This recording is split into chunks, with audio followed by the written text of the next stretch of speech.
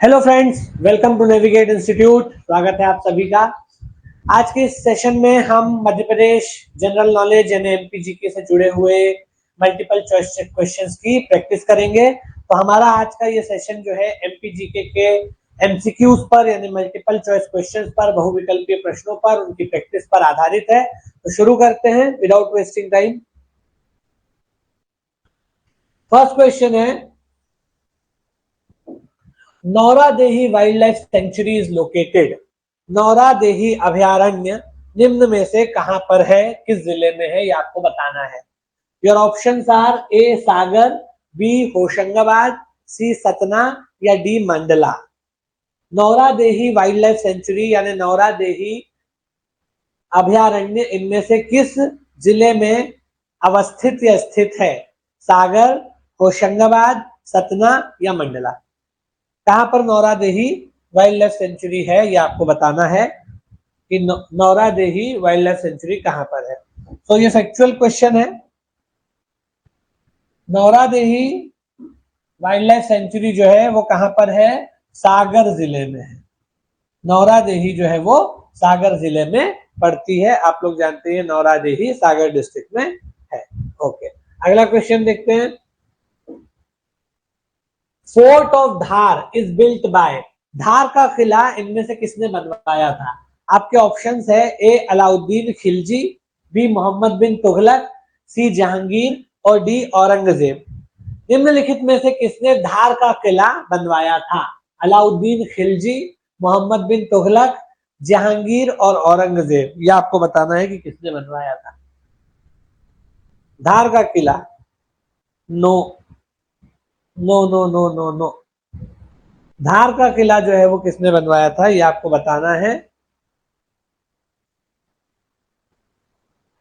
इनमें से किस राजा या किस रूलर ने धार का किला बनवाया था? अलाउद्दीन खिलजी, मोहम्मद बिन तुगलक, जहांगीर या औरंगजेब।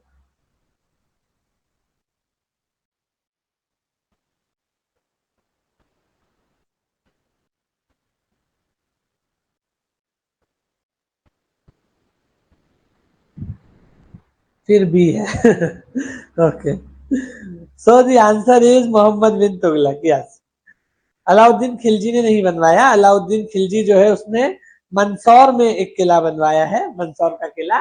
लेकिन धार का किला जो है वो मोहम्मद बिन तुगलक ने बनवाया है।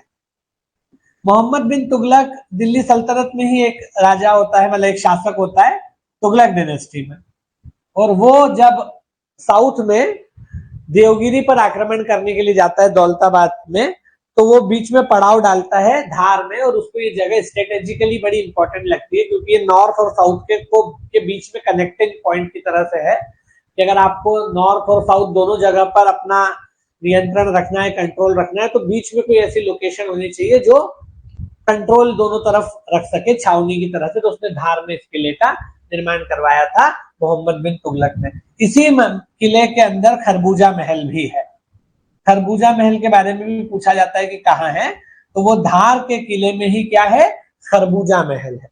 पूछा जाए खरबूजा महल कहाँ है, तो धार के किले में है। और धार का किला किसने बनवाया था? मोहम्मद बिन तुगलक ने बनवाया था। जब वो देवगिरी यानी दक्षिण में महाराष्ट्र में देवगिरी पर चढ़ाई करने गया तो उसको बीच में ये जगह ठीक लगी कि यहाँ पर एक किला होना चाहिए ताकि नॉर्थ और साउथ दोनों को यहाँ से मैनेज किया जा सके। अगला, Who among the following is known as Shakari, enemy of Shakas? इनमें से किसे शकरी के नाम से जाना जाता है? शिकारी नहीं, शकरी।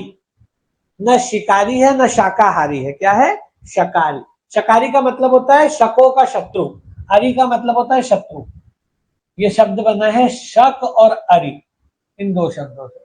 अरि का मतलब होता है दुश्मन, शत्रु। जैसे आपने अरिजीत सुना होगा, अरिजीत का मतलब होता है शत्रु को जीतने वाला। अरिंदम सुना होगा, अरिंदम का मतलब होता है शत्रु का दमन करने वाला। तो अरिजीत का मतलब होता है शत्रु को जीतने वाला। अरि का मतलब क्या होता है? शत्रु।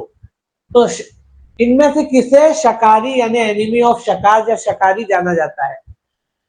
समुद्रगुप्त, अशोक, पुष्यमित्र शुंग और चंद्रगुप्त सेकंड मतलब विक्रमादित्य। इनमें से किसे शकारी यानी एनिमी ऑफ शकाज या शकों के शत्रु शकारी का मतलब है शकों का शत्रु। समुद्रगुप्त, अशोक, पुष्यमित्र शुंग या चंद्रगुप्त सेकंड, जिसका मतलब होता है विक्रमादित्य। पुष्यमित्र शुंग कहां से आ जाएगा? पुष्यमित्र शुंग ने शकों को लेकर के कुछ ऐसा काम नहीं। इसका आंसर आएगा D for Delhi, that is Chandragupta second यानी विक्रमादित्य। जो उज्जैन का राजा विक्रमादित्य, वो चंद्रगुप्त सेकंड मतलब विक्रमादित्य, उज्जैन का राजा विक्रमादित्य।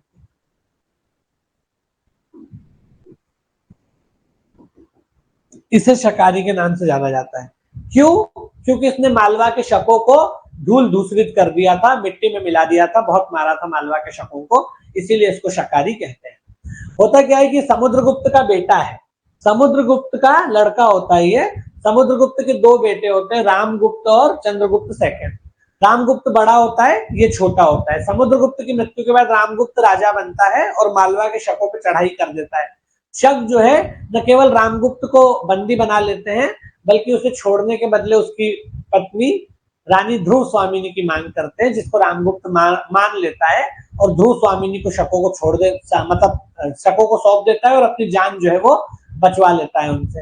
बाद में जब चंद्रगुप्त को गुस्सा आता है तो वो रामगुप्त की भी हत्या कर देता है और शकों को बहुत मारता है और वहां से ध्रुव स्वामिनी को रिहा करवा के लेके आता है। इसीलिए इसे शकारी कहते हैं। अगर आप लोगों ने कहानी सुनी हो तो आपको पता हो, कहानी के तो इतिहास ही है। तो चंद्रगुप्त सेकंड को शकारी यानी एनिमी ऑफ शकास कहते हैं, क्योंकि इसने मालवा के शकों को खदेड़ दिया था। अगला, When was for the first time president rule was declared in Madhya Pradesh? मध्य प्रदेश में पहली बार राष्ट्रपति शासन कब लगा था? 1975, 1976, 1977, 1978। पहली बार मध्य प्रदेश में राष्ट्रपति शासन कब लगा था?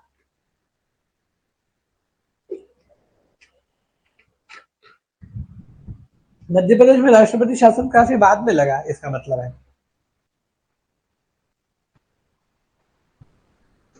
यस, 1997 में, सॉरी 77 में, 1977 में पहली बार मध्य प्रदेश में प्रेसिडेंट रूल यानी राष्ट्रपति शासन लगा। मध्य प्रदेश में पहली बार राष्ट्रपति शासन जो है वो 1977 में लगाया गया था। उससे पहले यहाँ पर कभी भी राष्ट्रपति शासन नहीं लगा था। अब आप मुझे ये बता सकते हो कि राष्ट्रपति शासन जो है वो संविधान के कौन से अनुच्छेद के तहत लगाया जाता है? अगर कोई बता पाए, हालांकि मुश्किल है, लेकिन अगर आप फिर भी बता पाओ कि राष्ट्रपति शासन जो है वो संविधान के कौन से आर्टिकल, कौन से अनुच्छेद के तहत लगाया जाता है, कौन सा आर्टिकल या कौन सा अनुच्छेद जो है वो? यस, आर्टिकल 356, आर्टिकल 356 उसके तहत राष्ट्रपति शासन लगाया जाता है। ओके, हाँ, 356 इज द करेक्ट आंसर। राज्यपाल की रिपोर्ट के आधार पर या फिर वैसे ही रिपोर्ट न भी आए और राष्ट्रपति को यह अनुमान हो जाए कि किसी राज्य में संवैधानिक तंत्र विफल हो गया है, मतलब कॉन्स्टिट्यूशनल मशीनरी फेल हो गई है, तो वहां पर प्रेसिडेंट जो है वो राष्ट्रपति शासन लगा सकता है। वो ऐसा अपने मन से भी कर सकता है और राज्यपाल की सिफारिश के आधार पर भी कर सकता है। अगला question, who was the first female governor of MP? Madhya Pradesh में पहली महिला राज्यपाल कौन थी? A Ambika Soni, b Sarla Grewal, c Anandiben Patel या डी मार्गरेट अलवा। मध्य प्रदेश में पहली महिला राज्यपाल कौन थी? प्रथम महिला राज्यपाल मध्य प्रदेश की, प्रथम महिला राज्यपाल। ये क्वेश्चन कितनी बार आ चुका है, पूछा जाता है। प्रथम महिला राज्यपाल मध्य प्रदेश में कौन थी?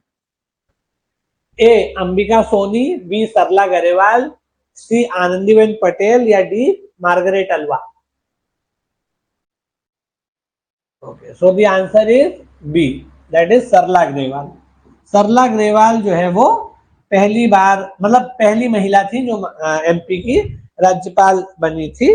पहली महिला राज्यपाल जो है वो सरला ग्रेवाल जी थी।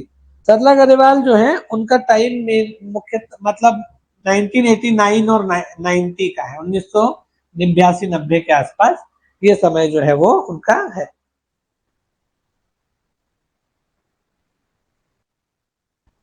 ठीक है, तो मार्गरेट, ये सॉरी, सरला ग्रेवाल जो है वो पहली महिला राज्यपाल थी मध्य प्रदेश की, जो 1989 और 90 इस समय राज्यपाल रही। 1989, 1990 ये समय है जब ये राज्यपाल रहे। इसके बाद सेकेंड बार फिर आनंदीबेन पटेल बनी, जो कि अभी हाल ही में थी, कुछ समय पहले। अगला क्वेश्चन देखते हैं। Who among the following is not one of the Navratnas in Raja Vikramaditya court? राजा है, राजा, राहा नहीं, राजा। इनमें से कौन उज्जैन के राजा विक्रमादित्य के दरबार के नवरत्नों में शामिल नहीं था? ए वररुचि, बी धन्वंतरी, सी क्षपणक या डी सुश्रुत? वररुचि, आचार्य वररुचि, धन्वंतरी,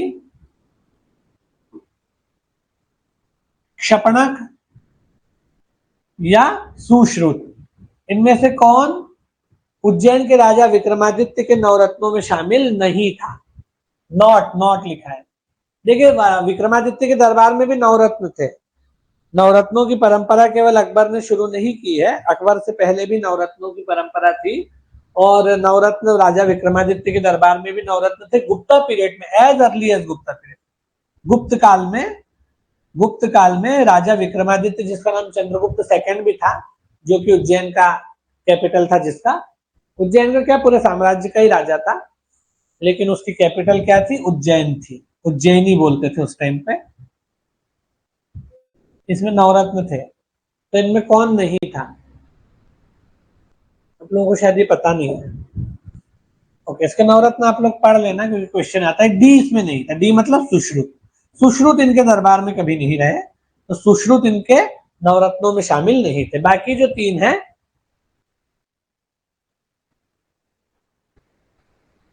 हाँ, अंबिका सोनी तो नहीं है, तो मुझे पता है। अंबिका सोनी तो अभी एक्टिव पॉलिटिक्स में थी ना, इसलिए वो राज्यपाल नहीं बनी।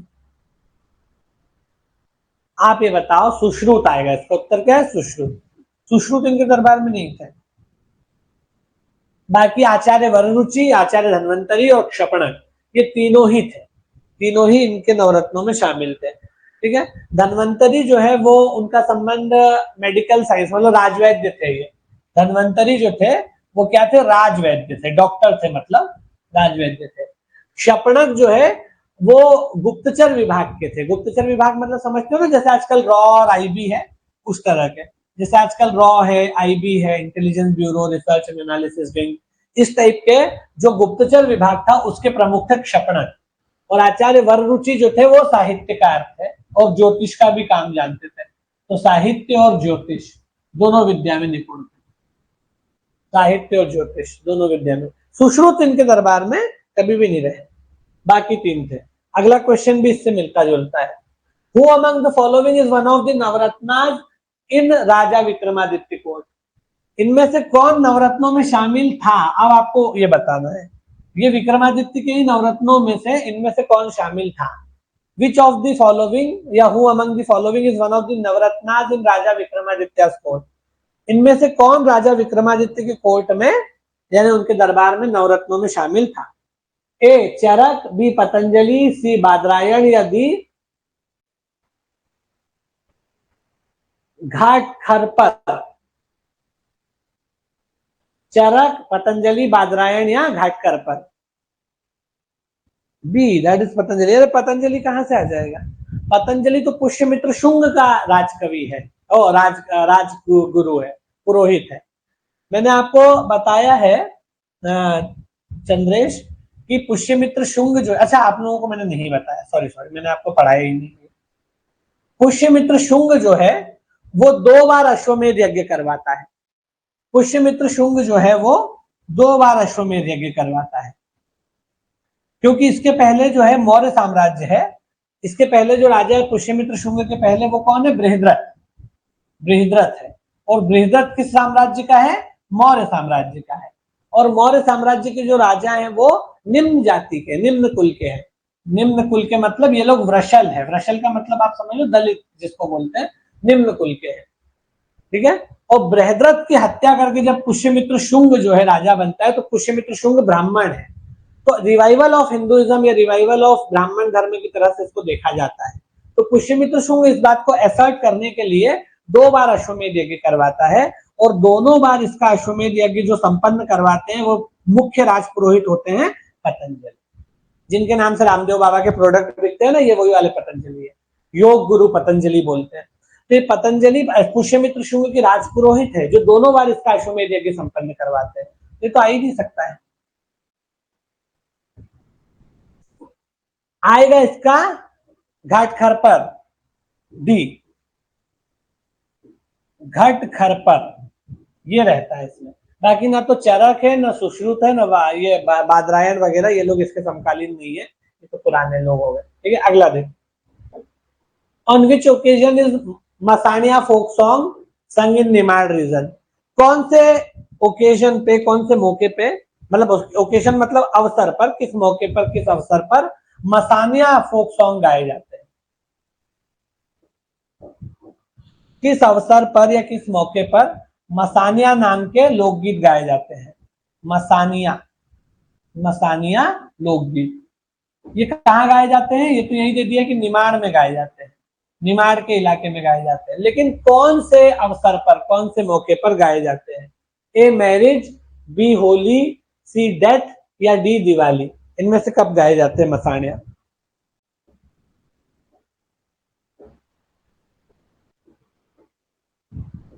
अनिल तुम भी कुछ जवाब दे दो।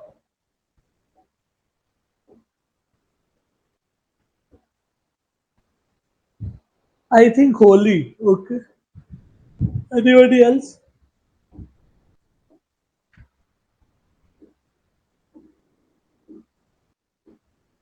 मसानिया कब गाए जाते हैं? निमाड़ में गाए जाते हैं, लेकिन कौन से अवसर पर? मैरिज, होली, डेथ या दिवाली? नहीं, ये डेथ पे गाए जाते हैं। सी, हमारे यहाँ मौत के भी गाने हैं, मृत्यु के भी गाने हैं। मसानिया शब्द शमशान से बना है। मसान सुना है ना, मसान, मसान मतलब शमशान। इसी मसान से क्या हो गया मसानिया?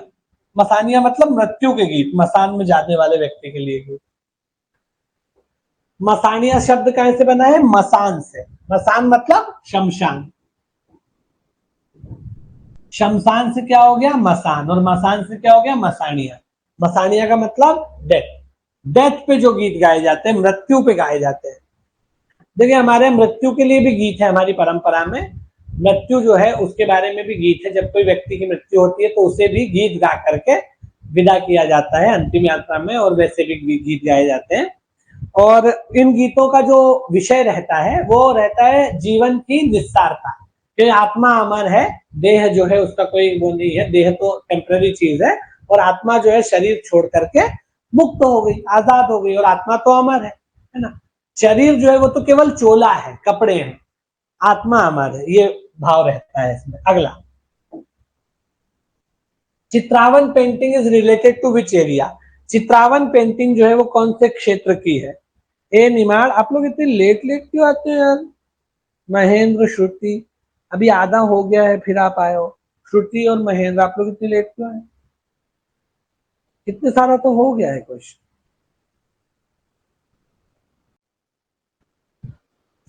चित्रावन पेंटिंग जो है वो कौन से एरिया की है? ये फोक पेंटिंग है बेसिकली।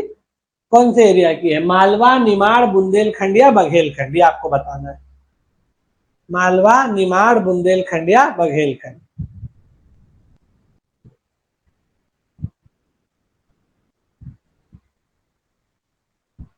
चित्रावन कौन से जगह की पेंटिंग है? आर्ट एंड कल्चर का क्वेश्चन है ये, आते हैं एक बार देख लेना, बहुत फेमस है ये मालवा एरिया की है। ए मालवा, मालवा एरिया की पेंटिंग है चित्रावन। कि चित्रावन जमीन पे भी बनाई जाती है और दीवारों पर भी बनाई जाती है। तो चित्रावन जो है, चित्रावन, चित्रावन मालवा के एरिया की है, और ये जो है मेनली जमीन पे बनाई जाती है, फ्लोर पे और वॉल्स पे यानी दीवारों पे। और इसमें क्या नेचुरल कलर्स का यूज किया जाता है। नेचुरल कलर्स मतलब गेरू, खड़ी, खड़िया बोलते हैं जिसको, गेरू, खड़िया, इसका प्रयोग किया जाता है। ये नेचुरल कलर्स हैं बेसिकली, इनका यूज करके बनाई जाती है। अगला, in which of the following districts tomb of Baz Bahadur situated? बाज बहादुर का नाम आपने सुना होगा, मांडू में जो बाज बहादुर रूपमती जिनके नाम से जानी जाती है, उसका जो टॉम है, मतलब उसका जो मकबरा है, वो कौन से जिले में है? धार, उज्जैन, रायगढ़ या होशंगाबाद? बाज बहादुर का मकबरा कौन से जिले में है? बाज बहादुर आप जानते हैं एक इंडिपेंडेंट सल्तनत दिखती है हमको यहाँ कुछ समय के लिए, जिनमें दिलशाद खान होता है, ये होता है, उसके बाद फिर होशंग शाह होता है, बाज बहादुर होता है, ये सारे राजा होते हैं। तो इनका मकबरा बाज बहादुर का कहाँ है?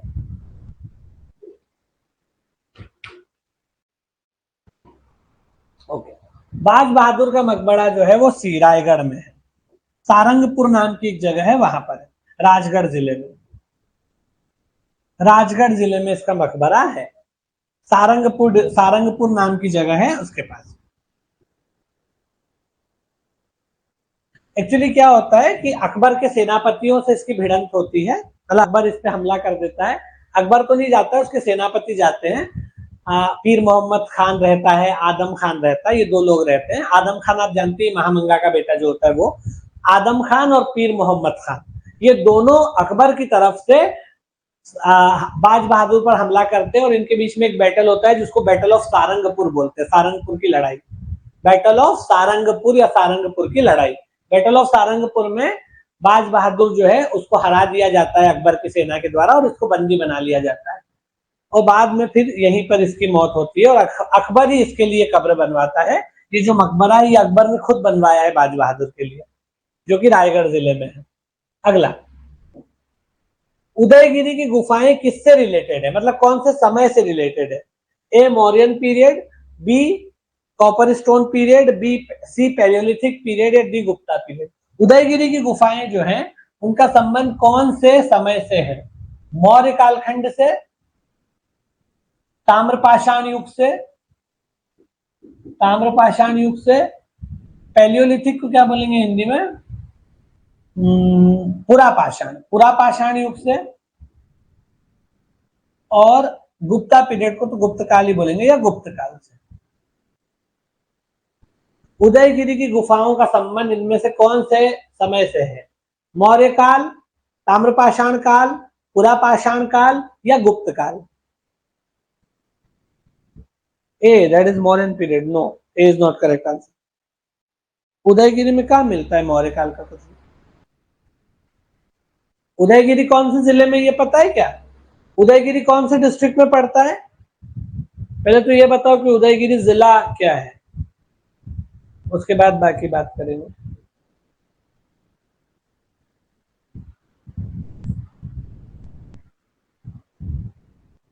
उदयगिरी जो है ये पड़ता है विदिशा जिले में। उदयगिरी जो है वो विदिशा में पड़ता है, और ये जो गुफाएं हैं ये गुप्त काल का है। बेसिकली इनका संबंध किससे है? गुप्ता पीरियड से है। दी, गुप्त काल के साथ इनका संबंध है, उसके पहले वाले समय से कुछ भी नहीं है।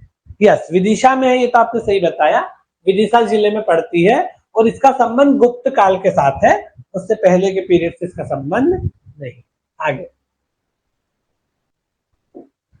The Madhya Pradesh public service commission is located, तो पता है आपको। एमपीपीएससी का ऑफिस कहां पर है?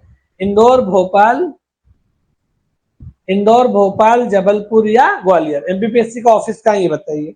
कभी कभी ऐसे भी एक दो क्वेश्चन आ जाते हैं, इसलिए आपको कम से कम बेसिक तो पता होना चाहिए, आ जाता है कभी कभी। इंदौर, भोपाल, जबलपुर या ग्वालियर? आई थिंक ये सभी को पता ही है कि एमपीपीएससी का जो ऑफिस है वो यहाँ इंदौर ही में है। ठीक है, तो Madhya Pradesh public service commission यानी एमपीपीएससी, इसका जो कार्यालय है वो इंदौर में है, इधर ये पास। उसके बाद अगला देखो, battle of Chanderi is fought between, Chanderi की लड़ाई या चंदेरी का युद्ध या चंदेरी की लड़ाई किन दो लोगों के बीच में हुई? ए, Babur and Medini Rai, c Humayun and Lohangdev, c Alauddin Khilji and Rudradev या डी बाज बहादुर एंड अकबर? बाज बहादुर अकबर का तो मैंने आपको बता ही दिया है कि सारंगपुर की लड़ाई है, तो आप लोग उसको तो बता ही दो। महेंद्र ने बहुत समय के बाद जो है जवाब दिया। चंदेरी की लड़ाई किसके किसके बीच में हुई थी? बाबर और मेदिनी रॉय के बीच में, हुमायूं और लोहंगदेव के बीच में, अलाउद्दीन खिलजी और रुद्रदेव के बीच में, या बाज बहादुर और अकबर के बीच में? अब आप लोग जानते ही हो ये वाला। चंदेरी की लड़ाई जो है वो बाबर और मेदिनी रॉय के बीच में हुई थी। बाबर जो है वो तो मुगल था ही, पहला मुगल बादशाह था। बादशाह कहते हैं तो आया ही था तब नया नया। और इसने मालवा पर हमला किया, और मालवा में उस समय जो मेन व्यक्ति था उसका नाम था मेदिनी राय। मेदिनी राय जो है राणा सांगा का आदमी था, राणा सांगा का सेनापति था। राणा सांगा जो है मेवाड़ के राणा थे, सिसोदिया राजपूत, उनका यह सेनापति था। और मालवा का इलाका इसके अधीन उस समय था। राणा सांगा जो है वो मेवाड़ के राजा थे, सिसोदिया राजपूत व्यक्ति थे, और उन्हीं के अंडर ये मेदिनी राय सेनापति था। ये खुद भी राजपूत था, उस समय तो क्षत्रिय लड़ते थे ज्यादा, ये खुद भी राजपूत था और राणा सांगा का सेनापति था। मालवा का इलाका इसके पास था। तो जब बाबर उधर से आता है दिल्ली से, पानीपत का प्रथम युद्ध लड़ता है 1526 में, और फिर 1528 में चंदेरी का युद्ध लड़ता है मेदिनी रॉय से, और मेदिनी रॉय को हरा देता है। ठीक है, यह युद्ध 1528 में होता है। चंदेरी अशोकनगर में है जहां पर यह युद्ध लड़ा जाता है बाबर और मेदिनी राय के बीच में। अगला देखो, tomb of Mulla Do Piyaza, one of the Navratnas of Akbar, is located in which district?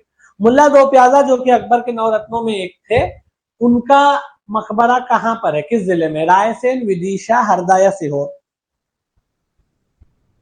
Mulla Do प्याजा एक इस्लामिक स्कॉलर थे बेसिकली। मुल्ला दो प्याजा इस्लामिक स्कॉलर थे जो कि इस्लाम के और इस्लाम के जो मतलब इस्लामिक लॉ जिसको बोलते हैं, इस्लामिक लॉ के जानकार थे। वो अकबर के नवरत्नों में एक थे। उनका मकबरा कहाँ पे ये बताइए? रायसेन, विदिशा, हरदा या सीहोर?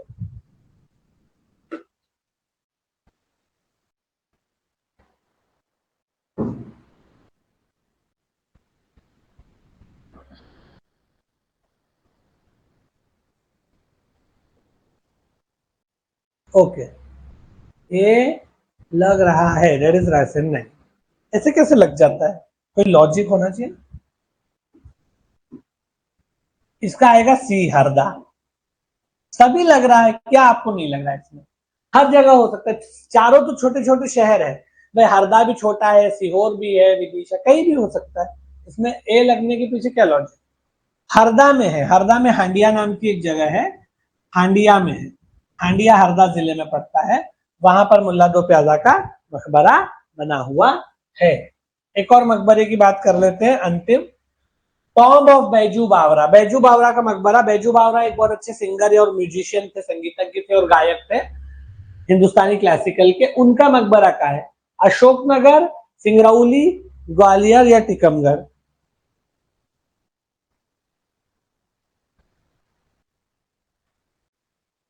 बैजू बावरा का मकबरा इनमें से कहां पर है?